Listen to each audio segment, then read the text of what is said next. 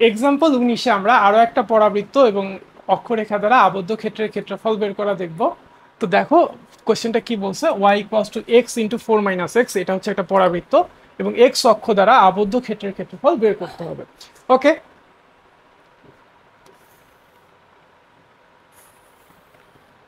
তো আমাদের পরাবৃত্তটা কেমন হবে অ্যাকচুয়ালি সেটা কিভাবে বুঝবো, আমি একটা কাজ করি, y ইকুয়ালস টু, আমি x দিয়ে যদি গুণ করে দিই এটা হবে হচ্ছে 4x মাইনাস এক্স স্কোয়ার, এটাকে আমি লিখতে পারি y equals to minus x square plus 4x।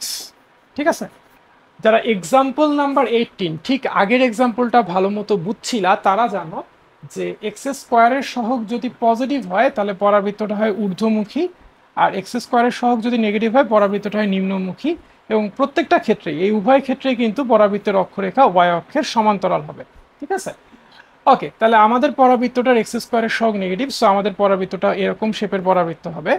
এই পরাবৃত্তটা এক্স অক্ষকে স্পর্শ করছে না ছেদ করছে না কোনোটাই করে নেই, সেটা বোঝার জন্য আমার ওয়াইয়ের ভ্যালু 0 বসাইতে হবে।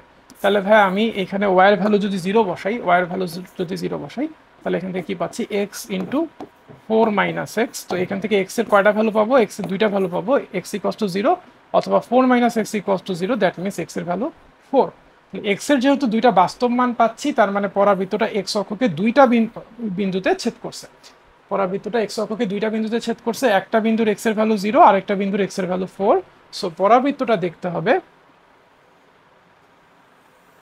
এরকম। ঠিক আছে, ওকে,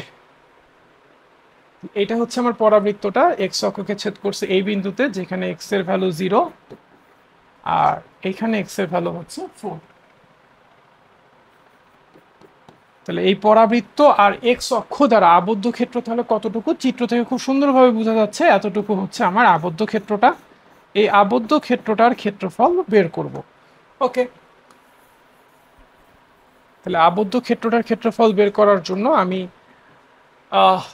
ওয়াইয়ের ভ্যালু যেটা, ওয়াইয়ের ভ্যালু হচ্ছে 4x মাইনাস এক্স স্কোয়ার, এইটাকে ইন্টিগ্রেট করব। তাহলে মানে ইন্টিগ্রেট করব হচ্ছে 4x মাইনাস এক্স স্কোয়ারকে এক্স এর সাপেক্ষে ইন্টিগ্রেট করবো, সো এখানে ডিএক্স লিখলাম আর লিমিট দিব এই পয়েন্টের এক্স এর ভ্যালু 0 আর এই পয়েন্টের এক্স এর ভ্যালু 4, দ্যাট মিনস 0 থেকে 4।